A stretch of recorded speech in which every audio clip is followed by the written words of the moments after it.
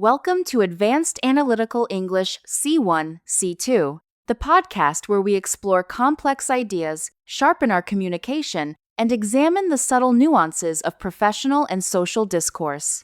I'm Laura. And I'm Thomas. Today, we're unpacking a scenario that almost everyone has experienced, yet one that carries surprisingly rich social and communicative dynamics: checking in at a hotel for the first time. At first glance, checking into a hotel might seem like a purely transactional exchange. You present your identification, hand over a credit card, accept a key card, and head to your room. It appears to be a simple administrative procedure designed for efficiency.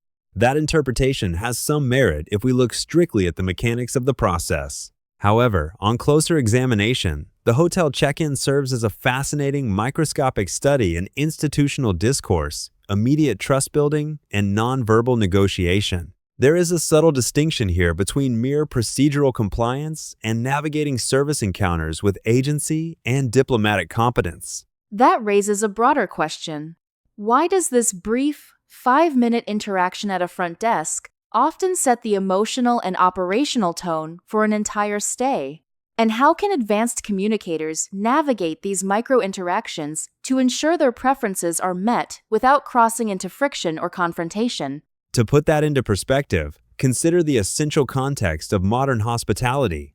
Front desk operations are increasingly algorithm-driven. Automated inventory management systems assign rooms based on yield algorithms, arrival times, and guest loyalty tiers.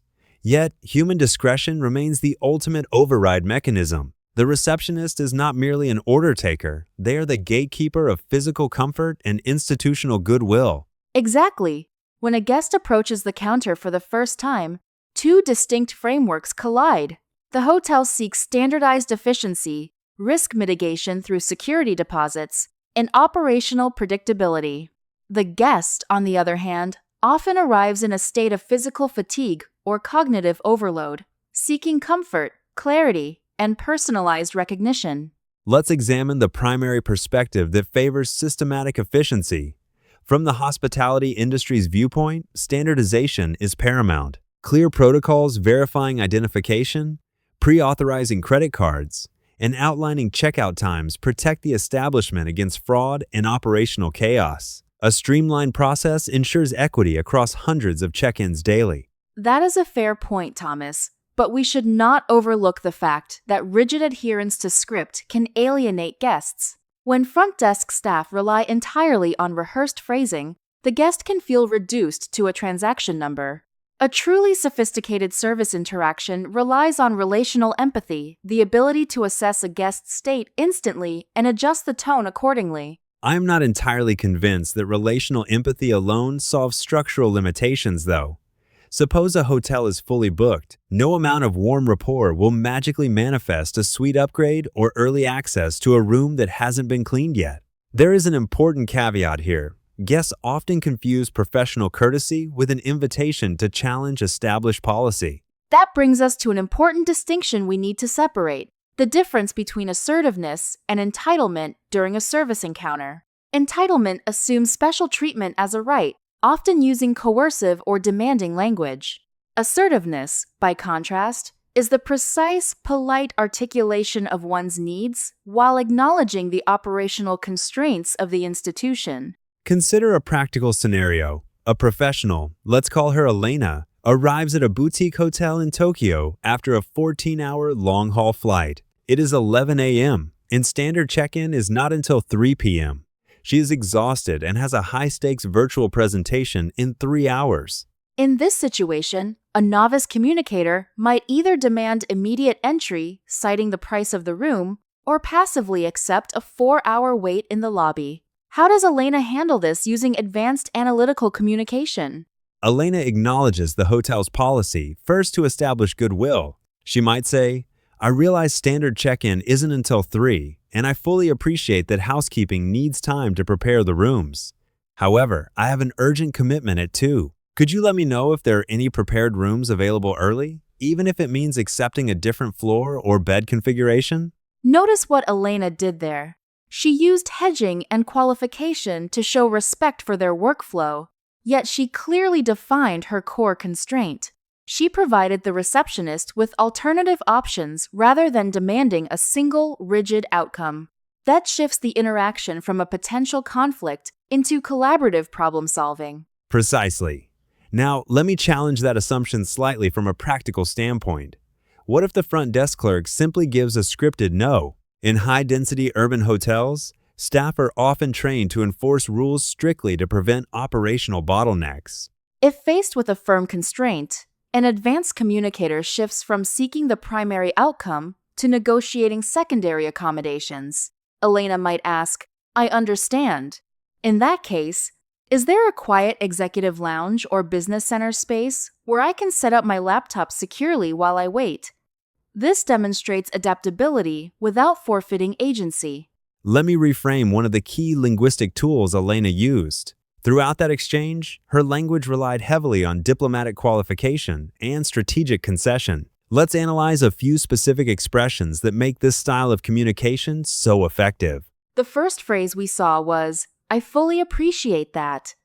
This is an expression of concession. By stating, "I fully appreciate that housekeeping requires time," you explicitly validate the other party's position before introducing your own request. It signals high emotional intelligence and lowers defensive barriers.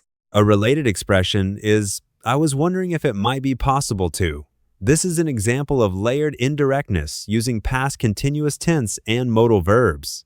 Rather than asking, "Can I check in early?" which invites a binary yes or no answer, framing it as, "I was wondering if it might be possible," softens the request, making it far easier for the staff member to explore alternatives without feeling pressured. Another crucial expression is subject to availability. When requesting amenities or room preferences, adding subject to availability, of course, acts as a professional hedge. It indicates that you recognize scarcity and respect operational realities, which paradoxically makes staff more inclined to assist you. We also frequently hear the term pre-authorization during check-in. It is essential to distinguish between a charge and a pre-authorization. A charge transfers funds immediately, whereas a pre-authorization places a temporary hold on a line of credit to cover incidental expenses. Misunderstanding this distinction often leads to unnecessary friction at the desk. Exploring the deeper implications of these interactions, we see how micro-exchanges reflect broader socio-cultural norms.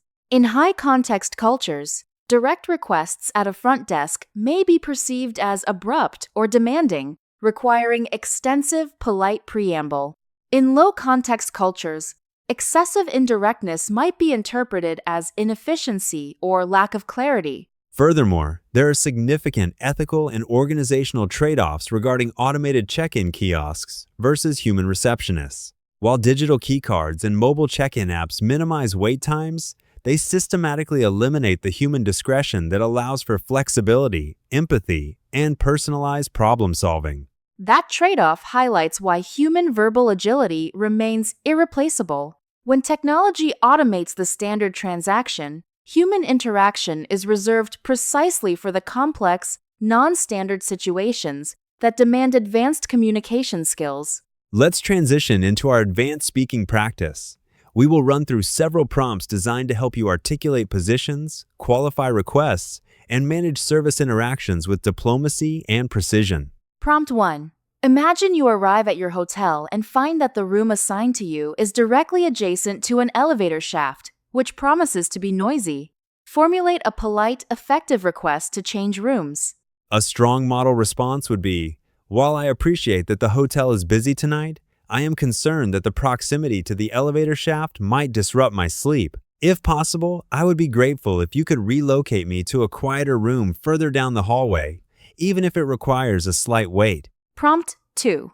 You need a late checkout tomorrow due to an afternoon flight, but the hotel normally charges a steep fee for late departures. How do you request a reasonable extension diplomatically? Consider this model response. I realize standard checkout is at 11 a.m. However, as my flight does not depart until late afternoon, I was wondering if there might be any flexibility for a modest extension to 1 p.m., subject to availability. Prompt 3. The front desk staff informs you that your reservation cannot be located in their system despite you having a confirmation number. How do you address this error calmly and constructively? You could say, I understand that system migrations can sometimes cause booking glitches. Here's my digital booking confirmation and reference number. Could we cross-reference this with your master log to see where the discrepancy lies? Prompt 4. You are offered an upgraded room, but it comes with an unexpected surcharge that was not mentioned initially. How do you clarify the financial commitment before accepting?